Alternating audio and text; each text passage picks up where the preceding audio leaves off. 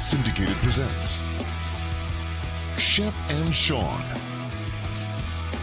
featuring Matt Shepard and Sean Baligian.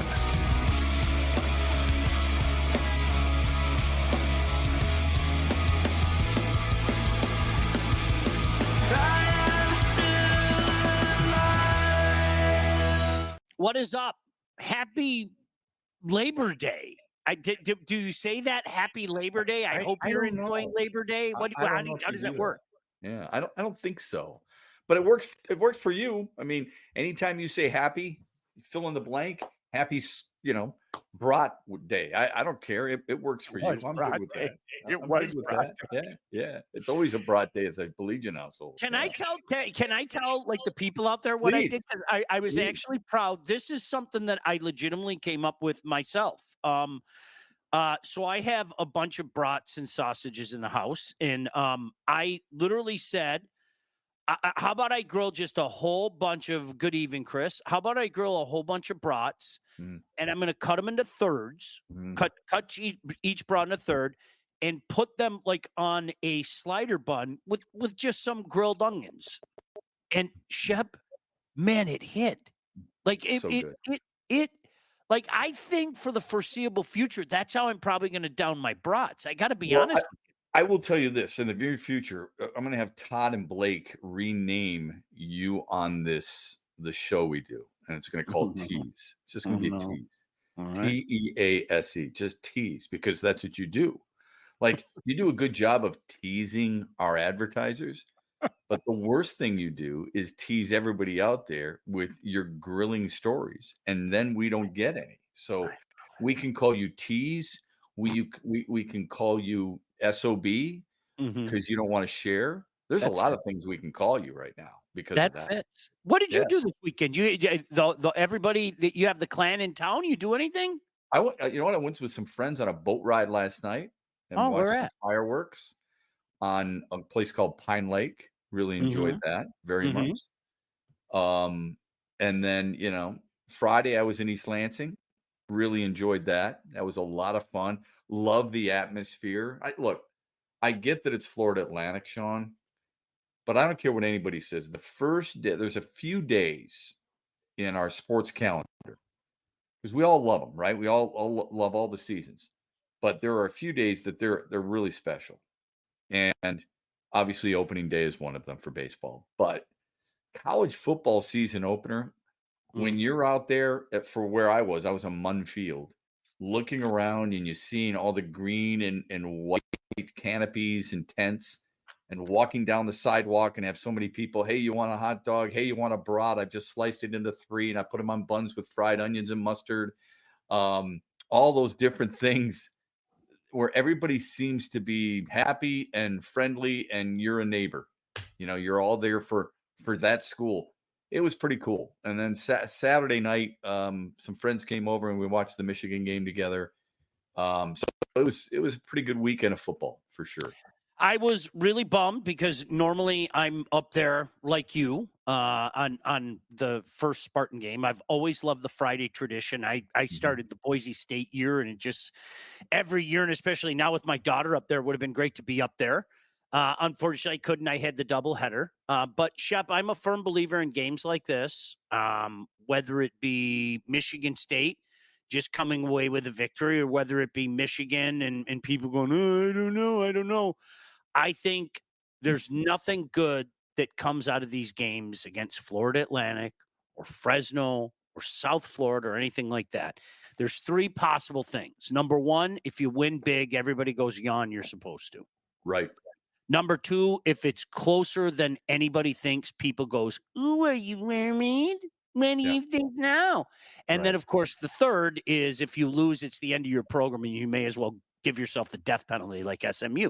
So there's nothing good. You are not going to please people in games like this. So you know what I say? Find a way to win the game.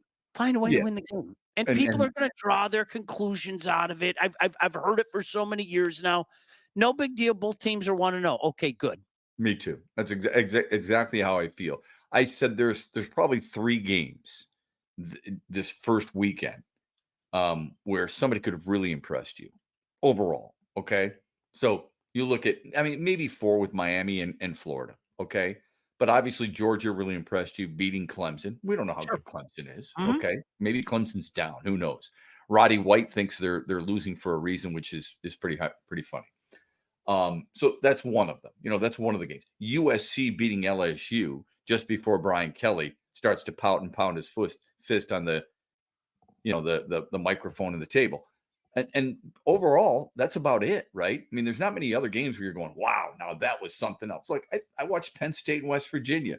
Okay, Penn State looked pretty good. I mean, did Drew Allard look like the second coming of an all-American quarterback at Penn State? Not necessarily, but it's a nice win. I think the only thing that comes from it for Michigan State and Michigan is from a coaching and a player standpoint, they highlight what they can improve upon. Michigan's offensive line has got to be a little bit stronger. Their passing game's got to get a little bit better. Michigan State, you'd like to see them cut down on the penalties. Those are all things that are very correctable. And going into both of these teams in week 2, 2 big games for both of them, not must wins, but I think pretty telling games. Then, yeah, I mean, that's about it. You win and you move on. That's as best as you can put it. Yeah. Eric says, what's up, guys? A big test for Michigan. And I agree, big test for both teams. I thought both offensive lines just left you wanting more. Yep. But I will say this. I remember in particular, Shep, the 2013 season for Michigan State. I got killed by people because they had a less than performance against Western Michigan. Followed that up with what might be the worst college football game I've ever seen with my own 2 eyes. And they played South Florida and won 21-6. And people are going, this is the end of Antonio. This is it. Ha ha, Sparty, giggle, giggle. And then I know what happened after that. And so do you. They went and dominated the Big Ten Conference, beat everybody by double digits, won a Rose Bowl. People put too much into this. What did I learn about both of these teams, Shep? I was telling Blake the other night. Nothing. I didn't learn anything.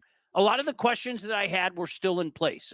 I think this is a good Michigan team. I don't think they're anywhere near last year.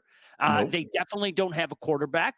I think the Michigan State margin of error is razor thin. The only thing I thought that Childs would be further along than he is. He's not there, and that doesn't mean that he's not going to be there. Right. But I didn't. You brought up USC. Blake and I were talking about this last night. We were texting each other. USC actually looks like for the first time in years they have a even like manageable defense. I mean, how often did you see them with absolutely no defense the last few years, right? I thought they looked super fast against LSU. Okay, you're talking about on turf against a really fast LSU team. I thought they looked really fast. The only thing I would disagree with you on the Michigan State and Michigan. So Michigan's defense, you and I talked about this a few weeks back. I said Michigan's defense will be as good, if not better, than it was a year ago. I know a lot of people felt like, oh my God, how is that possible? It may not be as deep, but I think their defense will be as good, if not better, than a year ago. They held Fresno State to 9 yards rushing. That's impressive. I don't care who you're playing. Holding a team to 9 yards rushing is something pretty good. I'd like to see their offensive, passing attack be a little bit more in tune, like you said. So we'll see what happens at the quarterback position. Michigan State, I thought, ran the ball pretty well. Okay. They had decent pressure, but the 12 penalties are alarming. Okay. Huge. That's something that was a serious problem for them a year ago. I'm not a big believer that every penalty means you're undisciplined. I think there are some penalties that you make that don't necessarily tell me you're undisciplined. Maybe a holding call every once in a while when a guy's got you beat. But some of those penalties where you're leading with the crown of your helmet, and you're getting, roughing penalties, or you're getting unsportsmanlike penalties, or you're getting ejected for targeting. I mean, those are undisciplined penalties. Sure. And I think they can be corrected, no problem. But I mean, those are some of the things that I think you witness, and you learn a little bit about your team, and then you move on. So let's see how the Michigan State does against Maryland. That might be a little bit more telling sign. And obviously, Michigan will have a much bigger test against Texas, because Texas is really good too. Our mutual friend Jack Ebling brought up a point to me. He was talking about he went back to 2011, and who can forget the Golston, Lewan, that disaster where Michigan State beat Michigan by 2 touchdowns, and Michigan State was just so sloppy. I mean, they really were. And Mark Antonio said, I guarantee you we aren't going to see anything like that the next week. The next week was the Keith Nickel. Remember the Hail Mary? Yes. Michigan State had no penalties that day. Yeah. There you go. You nailed it. That is correctable stuff. Yeah. That's I'm going to say to you, I think Michigan State doesn't have much depth. I think Jonathan Smith, that's something that he's going to have to do, and that's something. Somebody said, I think Michigan State's going to get to 6 wins, but where? And this is where we have to play more of the schedule game than we have in the past, because you mentioned Penn State. I don't think Penn State's very good, Shep, but take a look at their schedule. I was just going to say that. Yeah. They just sleepwalk to 10 wins, sleepwalk to 10 wins. Yeah. Michigan State has at Maryland, Prairie View, which should be win number 2, at BC, certainly could be win number 3. Ohio State in East Lansing, at Oregon. That 4-game stretch is murderous. And then you got Indiana at home. You're at Illinois, Purdue at home, Rutgers at home. Yeah. There could be 6 wins there. Sure. That's why I said the Maryland game, I think, might make me sway. If they win that game, I could think they could get 7 wins. If they don't beat Maryland, then I still think I see them getting 6. Now, Nick said some of those calls Friday were weak. The quarterback was sliding crazy late. No, I didn't think so. You can tell when the quarterback is giving himself up. There's a couple in the first half, including the one where the player was ejected. There's no doubt about it. Come on, man. I mean, this is the stuff they're trying to take out of the game. You have to look at things realistically, without emotion, okay? And as much as you want them to win, and I wanted them to win too, I'm watching that game. I'm like, come on, man. I mean, that is blatantly obvious. I mean, you cannot do what they were doing. And if it was your quarterback, if it was Childs, I would say the same damn thing about the other team. I don't care what uniform they're playing under. You just can't do it, right? I mean, but look, that's over with. We'll see what happens. My guess is they will be much more prepared, much better against Maryland. I would expect them to be. Here's what I loved. I loved Childs after the game taking ownership of it. Yep. You know what? I mean, he says, look, that's on me. I've got to be better. I love that stuff. This is an 18-year-old kid. Doesn't have a lot of, there's no starts under that belt, right? For him to go out there and do what he did and struggle the way he did and turn it over the way he did and still get the win and give everybody credit and say, I'm going to be better next time. It's on me. That's good leadership, I think, to start. You know what's interesting? Bill said happy Labor Day, all happy Labor Day. David said USC is at 3 in the Big Ten right now. I'm going to be intrigued to see, because I'll say it again in case you're just joining us. What jumped out to me was USC actually showing some defense. Because if you've watched USC the last few years, I mean, poor Caleb Williams. I mean, he better score every gosh damn drive, because that defense let them out. And I don't know how good USC is. And let me tell you why. Because it's Brian Kelly and LSU in week 1. And we were just joking about this before the game. And seriously, I mean, like, BK blows his mind and he's pounding the table saying, I don't know why this keeps happening. I do. Yeah. I've seen it a few times. I mean, hey, if the names are changing, okay, especially is apt to happen, Shep, in this new college football world, but the same kind of results are happening. One has to ask themselves, what is the common denominator each year? I mean, for whatever reason, he's not getting his team ready for these games. I get it, man. Absolutely. I mean, you're still beating LSU. They still got really good athletes, but from a coaching standpoint, I'm with you. You and I both interviewed him when he was at Grand Valley, when he was at Central. Then he goes to Cincinnati, then he goes to Notre Dame. I think it's a really cool way to build your way up. Like the same thing happened with Urban Meyer. Urban Meyer, Bowling Green, Utah, Florida, Ohio State, taking those steps, right? Brian Kelly taking the steps that he took from Division II to Mid-American Conference. Then you go to Cincinnati. I think it's a really cool story. He's not likable. He's just not a likable guy. They do silly things. You had a tweet yesterday where it showed the video of him, remember, doing that stuff. I mean, at some point, you're a coach. It makes you look stupid. Just don't do that. I got an idea. Let's put you on a spinning wheel with one of your players and put some flashing lights, and you can do your best Denny Terrio impersonation. If I'm Brian Kelly, why? This isn't about me. It's about the program. put me next to, the mascot Mike. Put me in the eye of the tiger in the middle of the football field. Don't do stupid things like that. You just open yourself up for ridiculous commentary after that. Bill asks, does the GLIAC have replay for targeting? They do not. By the way, GLIAC, at least my portion of it, we're going to be in Tiffin on Thursday night. I'm looking forward to it. Nice. In Tiffin. So Okay. that's a good thing. Eric said, if we lose it, won't be a lot. But what do you mean? Which are you?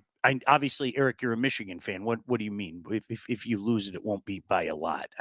In other words, if they lose to Texas, it's going to be a close game, is what he's saying. Okay. All right. Yeah, I didn't know if he was talking.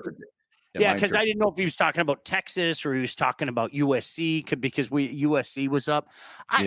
Listen, my opinion, I saw a couple people, Rhino made a comment, a couple people said to me, all right, I thought 9-3, maybe 8-4 for Michigan now with USC looking the way they did. We'll wait and see how it plays out. It's okay to say, like, it's funny, I guess, because I'm wearing this hat. Surely it must be that I'm biased against Michigan. You're the national champion. Everybody and their brother knew you were going to take a step back this year. Yeah. Right, Shep? There's no surprise there. No surprise. Yeah, you're first of all, hell of a schedule, right? Hell of a conference. You're not going undefeated like you were. I don't care what school you root for, and I don't care what conference you play in. You lose your head coach, your starting quarterback, your starting running back, your entire offensive line, some key guys from defense. Most people would take a step back. I don't care what conference you're playing in or whatever. So I think that's bound to happen. Now, 8-4 would surprise me. I think it's closer to 9-3, 10-2. But we'll see. I'm not going to judge, like you said. I'm not judging. I'm not coming to a conclusion. Let's put it that way, because we can judge, right? We can see what a team needs to get better at. I'm not coming to any conclusion about any team after week 1. I may not even come to that conclusion after week 2. I mean, you told that story earlier. It's ridiculous. Let them dive into conference play. Let's see if this is a team, either team gets a little bit better while going forward. Look, you and I would guess going into the game against Maryland, considering what Maryland did a year ago, that Michigan State would be an underdog against the Terps, right? Mm-hmm. Well, they've lost some talent too, including their quarterback. So let's see what happens. We've got to understand, and I'm sure most people do, Michigan State's got 61 new players, folks. 61. They've got I know, it's insane.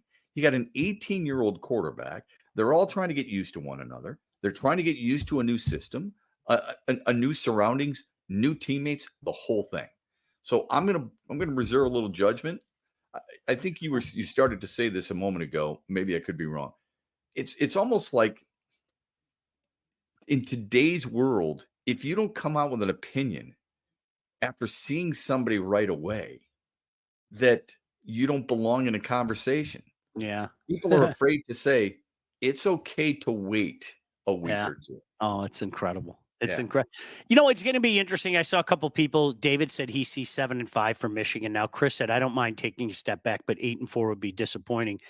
Same. Oregon, Ohio State. I mean, this is the price that you pay when you see the contracts, or excuse me, the conferences going to where they are right now. You got Oregon, you got Ohio State, you got Texas, and now maybe you have USC. Yeah. I mean, that's dangerous stuff. And so you compare that schedule to the joke of a schedule that Penn State has. And sometimes looks can be deceiving. And one of the things that we don't know is, how is the committee going to take a look at that? How is the committee going to take a look at that? If there's a 9-3 Michigan and Penn State sitting there at 10-2, or God forbid 11-1, with paying a cake schedule, how are they going to take a look at that? And I don't know the answer to it. This is all uncharted territory for us, Shep, and that's what makes this year so incredibly intriguing. Yeah, this is Bill says a good one. Blake Underwood, I think he meant Bryce Underwood. Cannot arrive fast enough for BK. In case people are wondering, he's the kid out of Belleville. They've played for 3 state championships. He's won 2 of them. He'll be Mr. Football this year. He's arguably the number 1 quarterback in the country. They were easy winners in week 1, and they are favored to win Division I state title again this year, and he's going to LSU. And could have gone anywhere he wanted to. It'll be interesting to see how quickly he gets in. Was Niedermeyer the problem, or Nussmeier rather? Was Nussmeier the problem at quarterback for LSU? I don't know if that was necessarily the case, but we'll see. I saw Underwood. We had his game Friday, Shep, and if people haven't seen him before, I this is going to sound like a weird thing. It reminds me of Randy Moss. And I'll tell you why it reminds me of Randy Moss. Because Randy Moss could be running and it doesn't look like he's going fast and he's blowing past everybody. Yeah. And that's the way Bryce Underwood moves. I mean, forget the arm. I mean, the arm could do what the arm could do. But when he takes off running, you're just like, he's not moving fast and then he's blowing past everybody. He looks like it's a complete different gear. He is easy speed is a good way to put it. No doubt about that. Yeah, I've called his state championship game in each of the last 3 years. His freshman and sophomore year were super impressive. Last year, losing to Southfield A&T, and the Southfield A&T quarterback was a hell of an athlete. Like he was really good. Underwood was really good too. He didn't play up to what many people would have considered the team or his potential on that day at Ford Field. But look, I don't give a crap who you're talking about. You don't get to be the number one player at your position in the country if you're not good enough. You and I have a good friend, Mark Spindler, was the number one defensive tackle in the country when he was coming out of high school and went to Pitt. The same year, Emmitt Smith was the offensive player, best offensive high school player in the country. I don't know if Underwood's going to get that type of recognition. I just know he's highly sought after. And when everybody wants you, that means you've got to be pretty damn good. Our buddy, Mr. Positive, said good chemistry. Mr. Positive, Detroit radio, national radio, and TV. Appreciate you, man. Hey, Shep, I want to talk about making a judgment on a player too quickly. Good, bad, and sometimes indifferent. Because I have an example, one that popped in my head, and I hope you remember this. But let me tell you about our friends at Legacy. Did you know that thousands of Metro Detroiters have already called Legacy Partners to get help with their home and auto insurance? Our friends at Legacy Partners are one of Southeast Michigan's top independent insurance agents. They provide a full-service, one-stop solution for all of your insurance needs, personal and business, large and small. Legacy has helped our listeners by fixing mistakes other agents have made, asking the right questions to get the right coverage put in place to properly protect you. And yes, help save you money. Doesn't everybody want to do that right now with our economy? Chances are, if you haven't checked your policies in the last year, you're probably paying too much and you could be underinsured. Enter Legacy Partners. Give them a chance to help with your home, your cars, life insurance, Medicare enrollment, or your business insurance needs. Call them today, 586-209-4106. That's 586-209-4106, or visit legacypartnersins.com to get started with your new quotes. I'm going 30 years ago, but I don't give a crap. Charlie Ward. Yes, most of you might remember him as a basketball player with the New York Knicks. Sure. Shep, everybody and their brother was drooling over how great this Charlie Ward was, and he was going to replace Casey Weldon, and he was going to be the next great quarterback at Florida State. And I remember he came in, it was the 92 season, and like Shep, I remember laughing at some of my buddies who were big. I'm going, this is a guy that I've heard so much about. He's awful. Like, stop it. I'm never going to listen to you again. Well, the funny thing can happen. I don't know if you know this. Development is real. Yeah. And that was a lesson for young Sean, because this kid went from this quarterback in 92 to, no doubt about it, Heisman Trophy winner the next year. And that's the one thing. I mean, Shep, we've seen it time and time again. Now, it doesn't mean that it happens for everybody. Some guys it doesn't happen for, but I think, a guy is highly recruited for a reason, and enough eyes look at this guy, and not for what he is in that moment, but what he could potentially be. And that's why I think sometimes it's too early to kind of count a guy out, so to speak. Yeah, I think we forget that, there's an adjustment for everybody, whether it be to the collegiate game or to the professional game. I was listening to Steve Sarkisian a little bit after the game that Texas had, and people were asking a lot about Arch Manning, and he's talked about how much better he is already. I mean, just, physically and mentally, and it's a huge challenge. I'll use the example of Darius Slay. Mm-hmm. Darius Slay, when he was drafted by the Lions in the second round, he comes to Detroit and he struggled. You and I covered him. He struggled as a rookie. Well, you know what? They figured out what his strengths and weaknesses were at the NFL level, where he was most comfortable. Suddenly he became a Pro Bowler. You would argue a couple of years ago, and maybe even last year, but I would say at least a couple of years ago, he was one of the best cover corners in all of football. And many people would have given up on him in Detroit after his first season. Peyton Manning set an NFL rookie record for number of touch or interceptions. I don't know how many people are willing to give up on him, but there's an adjustment there, I think is what you're saying. So it's a really good point. Somebody said, Sean, are you taking Randy Moss? You're taking Terry Fair over Randy Moss, right? Well, look, obviously that was a massive mistake by the Lions. Correct me if I'm wrong here. Randy Moss was drafted 21st.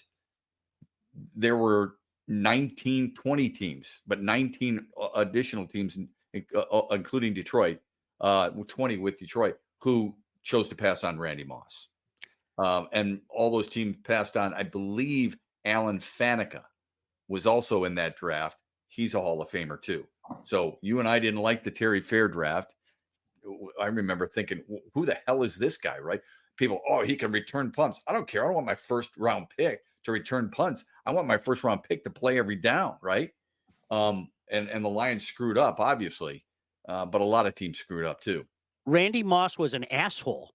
I mean, like, honestly, there's no Without other way a to doubt. say that. I mean, he was in that, like Bill said, it scared a lot of people off. And it's funny, Shep, I did one of those NFL films things because I saw Randy when he was at Marshall. I think you did too. I did, yep.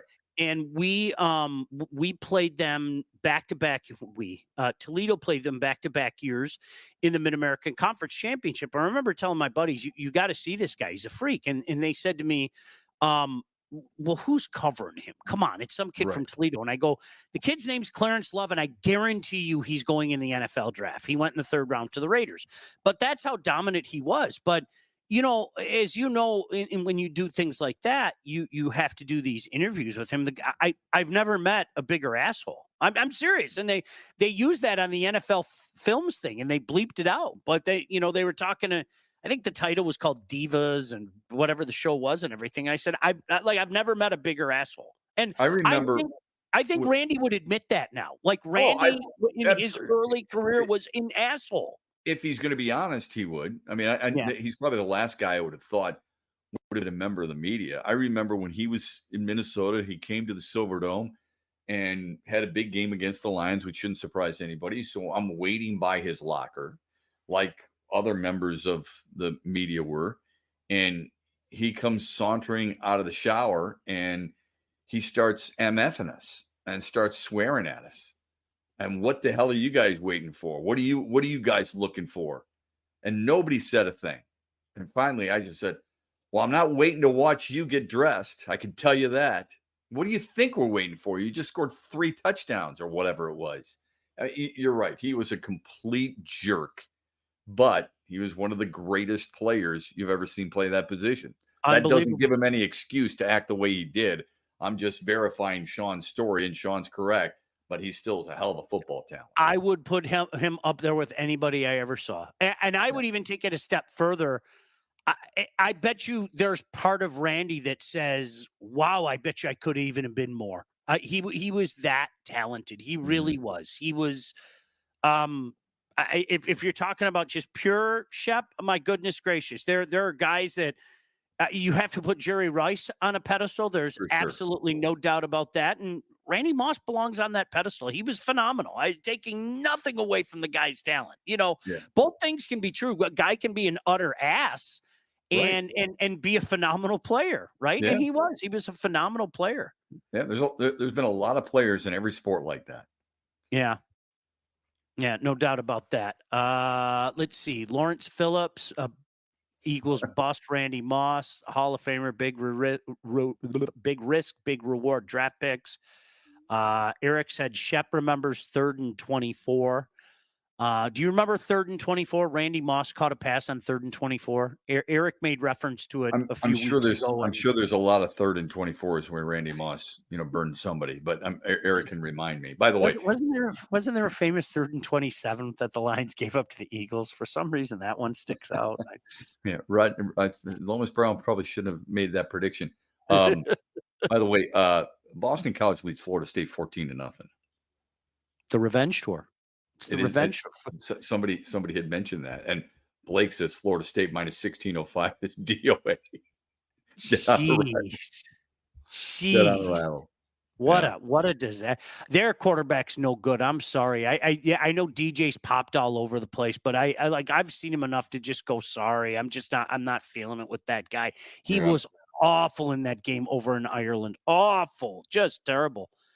Hey, listen, let's talk about our friends at the Wealth Advantage Group. And if you are ready to take charge of your financial future, well, then look no further than the Wealth Advantage Group, located in historic downtown Northville, owned by those two guys right there, the Hanson brothers, with over 20 years of industry experience. They understand that your financial goals are as unique as you are. That's why they offer personalized expert guidance to help you navigate the complexities of financial planning. Now, whether you're saving for retirement, getting ready to sell your company, already in retirement, they can help guide you through every step of your financial journey. They work with clients throughout all stages of life and have clients in over 20 different states. Look, the investment world is a complex one. So if you're ready to start taking your finances more seriously, it might be time to work with the experts. Reach out to the Wealth Advantage Group at 248-773-8574 or visit their website at www.thewealthadv.com. Shep, that's a good question. I hope that you aren't afraid to answer it. I've never even thought about it. There are a few that come to mind, but I'll think about it. Okay. Jerry asked, who's the biggest jerk that played here in Detroit? Morris, Lambier, Brett Hull. I'll hang up and listen. I thought Brett Hull was awesome. I thought Lambier was the biggest jackass, but he didn't care. I don't suppose anybody needed to care. I didn't think Rasheed Wallace was a great guy to deal with either. No. In going out to practice and having him treat people the way he did. But I would say Lambier would win that. Is there somebody else that comes to mind? I have a few guys that come to mind. I have a few guys that come to mind. When Mike Babcock was in his moods, because sometimes Mike was a really nice guy, and Mike was a really nice guy away from the rink. He is, really was. But and I stand by that. But when Mike was in his moods, I saw him just turn jackass for absolutely no reason on people. Look, I mean, Scotty Bowman wasn't always the greatest guy to deal with. It depends on your relationship. I remember making a statement to Scotty Bowman. It wasn't in a form of a question. So I'm right at his desk and I ask him, hey, I forget exactly what it was, but he says, what is it with you? All you do is ever make statements. What the hell's wrong with you? Why don't you ask a question? Ask a question. So ask the question. He goes, no, next question. So, I was in Fred Human and I were in St. Louis standing next to each other in a playoff series. And he just starts all of a sudden, this is the morning skate. Pucks are coming our way. And I look at Fred, I said, is he shooting pucks at us? And Fred goes, I believe he is. And I truly believe Scotty Bowman was just shooting pucks at us. He did that on purpose. Oh, of course I did. I was fortunate. I kept in touch with him a little bit. It's been a few years, but I've kept in touch with him. He knew what he was doing. He did. Sure. He knew what he was doing. Somebody said Jason Hansen. No. Not Jason Hansen.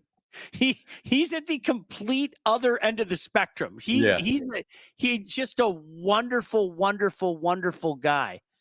There are some guys, and it doesn't mean they're jerks, by the way, because I always take this into account. We're members of the media.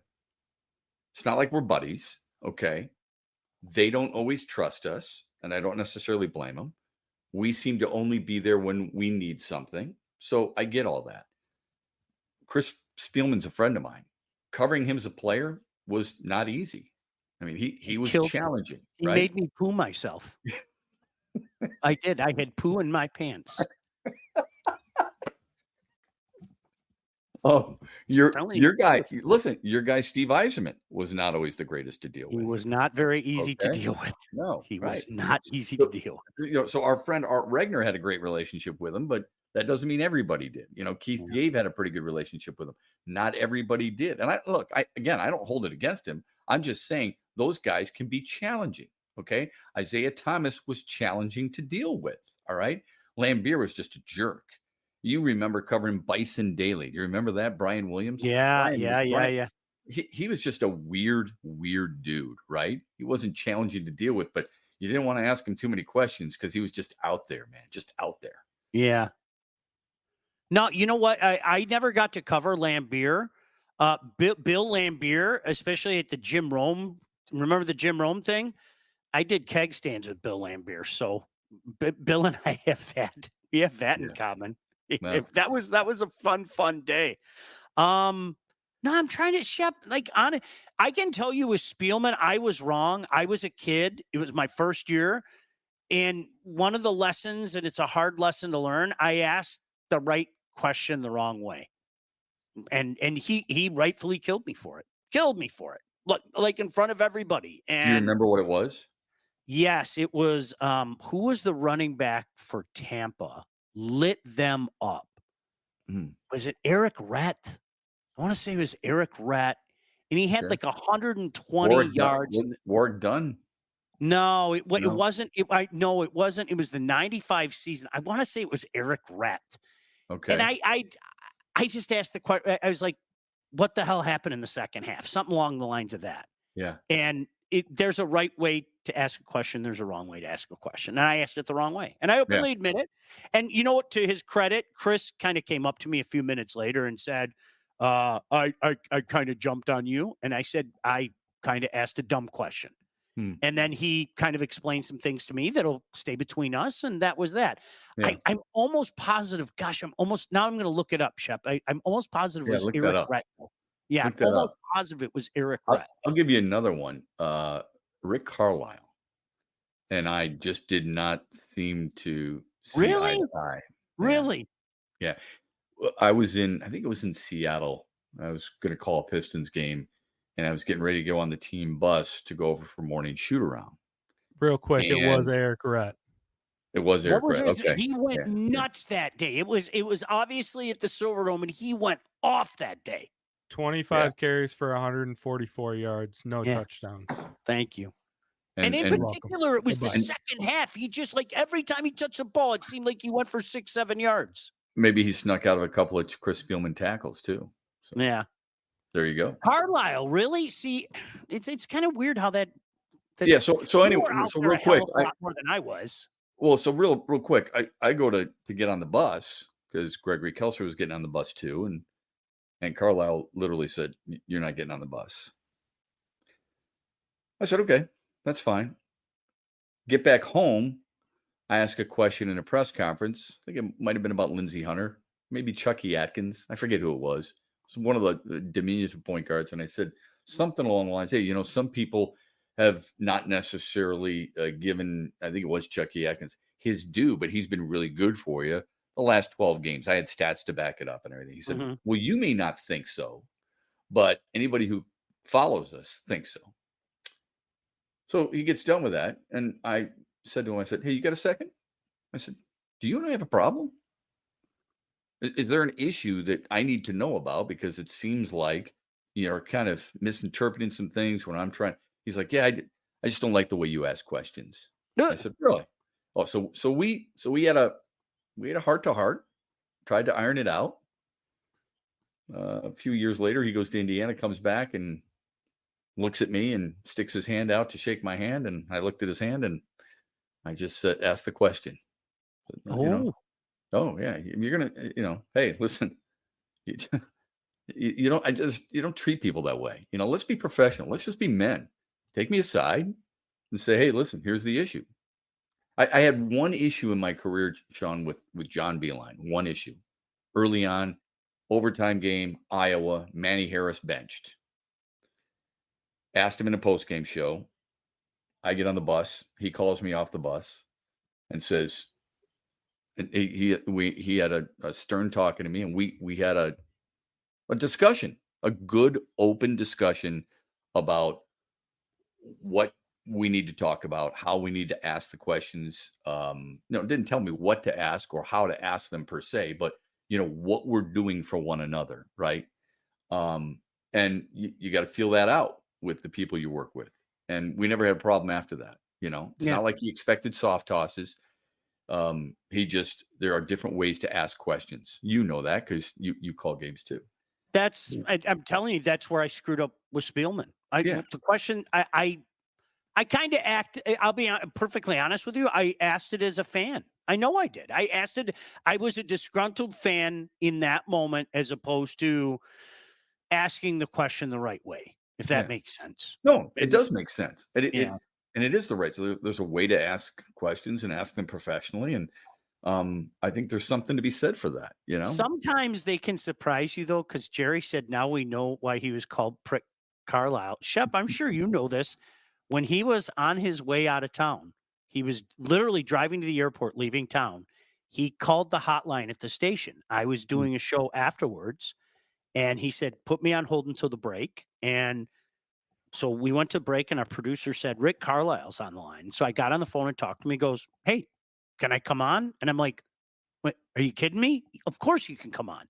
And I go, can we talk about anything? Let's talk about anything you want. He goes, there are probably going to be some things I can't answer, but talk about whatever you want. And I was actually really surprised by that, Shep, because sometimes, I don't know, maybe it hits them, if that makes sense. Yeah, I'm just surprised you could pick up the signal of that late at night, which is kind of a rarity. It was during the day, though. That's a great call. Dude, I lived 10 minutes west of that station. And man, the second the sun went down, I got a better chance listening to a station out of St. Louis than I did from the fan. Are you kidding me? Hey, let's talk about Lindsay Broadwell. When it is time to get yourself a house, whether you're buying, selling, or both, you need to contact the right agent. Who should you contact? Well, I got it. That young lady right there, Lindsay Broadwell. Your house is probably the biggest investment you'll ever make, and that's why you need a pro. Lindsay grew up on the mean streets of Northville and has expanded her team all over Southeast Michigan. She's an expert in all facets of the business. Now, when it's time to move, our friend Lindsay and her team will make sure you get the most out of your house and everything goes smoothly when finding your new home. Buyer, seller, first-time buyer, doesn't matter.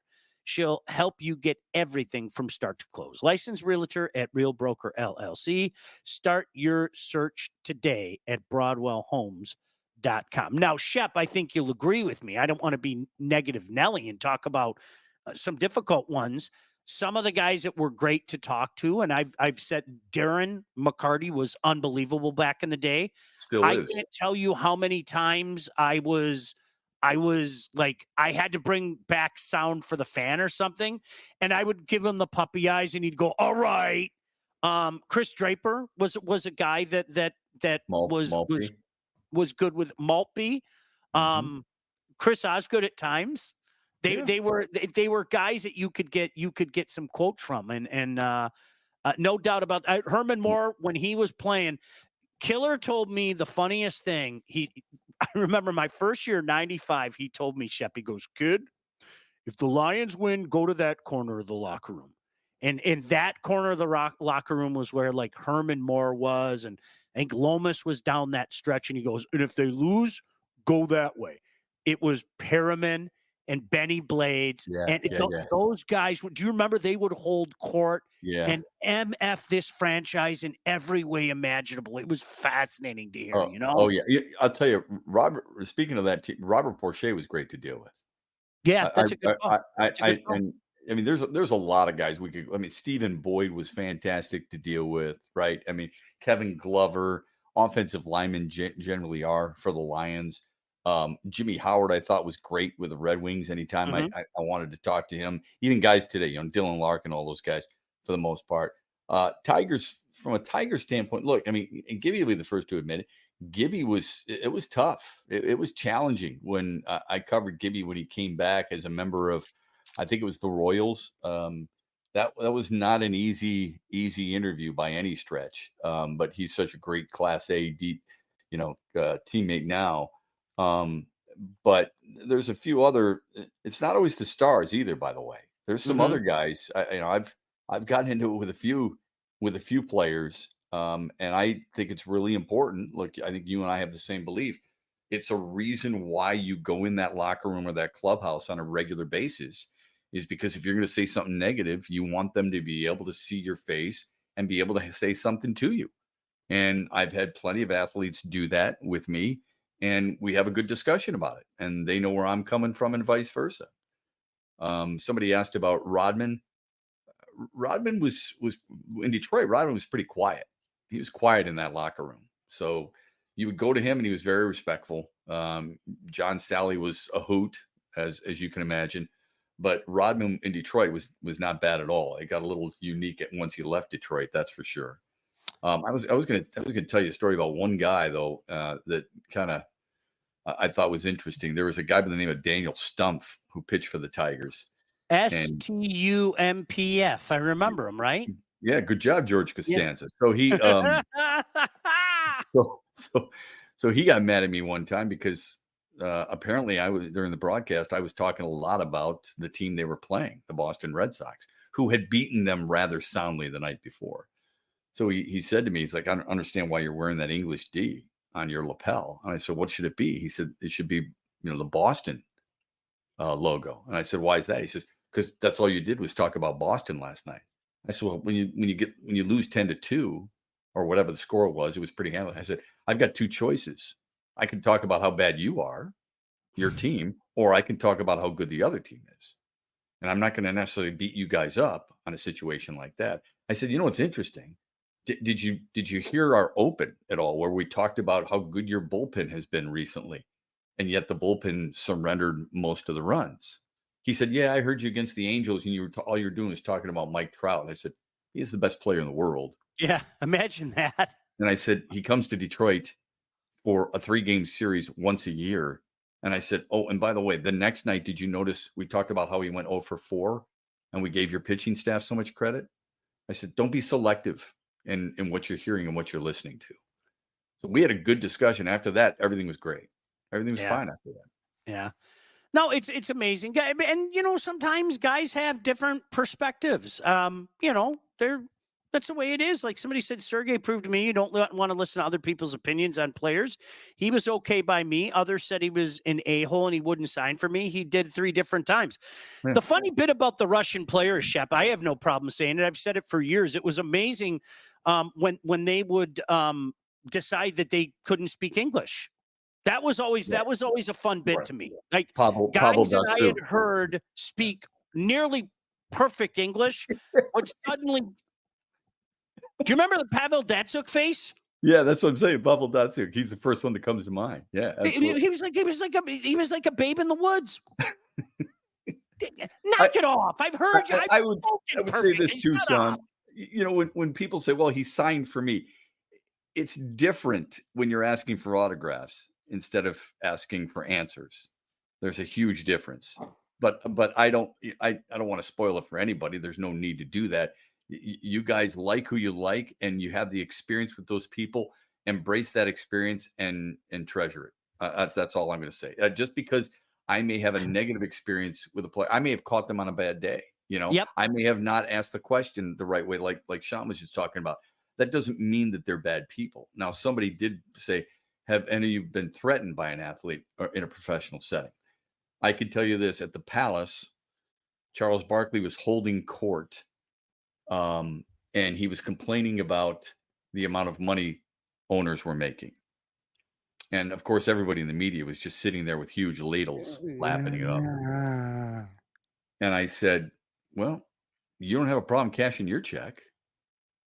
And everybody went deathly quiet. He gets up. He didn't like it. He goes into the locker room. We go in to talk to other players because you could either talk to him on the floor, and I got a little bit of a shoulder check into the wall. Now, I don't look at that as a threat. I don't look at that as being, bullied or pushed around per se. I just, that's part of the job, and that's the way it goes sometimes. Shep, you may know this, and I'm not. I'll just to answer your question. I did one time, and it was talked out, and I'm never going to bring it up ever. Yeah. And Shep, you may already know the story, but I did one time. Somebody was very mad at me, and I think they let their temper get the best of them. And I think the worst thing you can do is be the guy the little weasel who runs away. Sometimes you have to sit there and take it and just look at them and just not in a confrontational, let's go outside type of way. But one time, just once. And yeah. I didn't back from it. I didn't back down from it. But, at the same time, I wasn't saying, let's go outside. I'll show you. Right. Yeah, there's no sense in doing that. Yeah. You stand your ground and you say what you believe. And again, as long as you're professional, I think most athletes, if not all, the one thing they want to hear is, if you feel like it's true, they want to know why. Mm-hmm. All right. So you have to know your proverbial shit in order for you to make that type of statement and stance. And you're not going to sit there and debate them man to man. But what you can do is you can say, here's the reason I believe this. And I think most of them, not all of them, will listen to it. Trust me, that's why I'm never going to mention the name. But that was pretty much the scenario that happened. And it happened. So you're telling me I can mention the name, but you can't? I can't.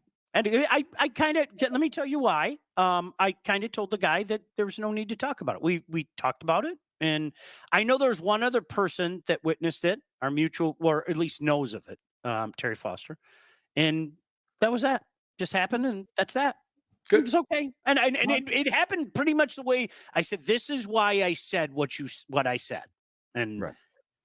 So that's, listen, before we get out of here, they can't get angry with you then, Sean. I'm going to tell you in 10 seconds. Okay. As soon as we're done. All About Catering is a full service caterer, graduations, weddings, bridal showers, corporate events, everything you need catering for, from 25 to 4,000 people. All About Catering will take care of you. Customer service and satisfaction is their number one goal. So don't sweat your next big event. Just go to All About Catering, LLC.com today to see their menus and all their 5-star reviews. Give them a call, 586-731-1398. That's 586-731-1398 to get your event started. All right, we got to get out of here. Shep, thank you. Blake, thank you. Todd, thank you. Thank you, most importantly. Shep, can we do Thursday at 11 a.m. before I have to drive off to Tiffin? You bet. Okay, God bless you, buddy. all. We'll do that. I'm looking forward to it. Shep, stay on the line. I'll tell you real quick. In the meantime, peace. We'll see you guys. Shep and Sean, featuring Matt Shepard and Sean Baligian. Produced by Todd Losey and Blake Matcherzak. Executive produced by Sean Baligian and Todd Losey. Theme song, incidental music, and related sound effects are from Still Alive by Anti-Ghost.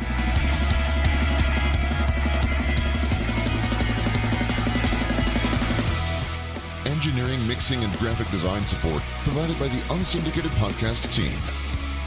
Don't forget to like and subscribe on all your favorite channels. While you're there, be sure to rate and review the podcast. Call the Unsyndicated hotline at 248-237-3257.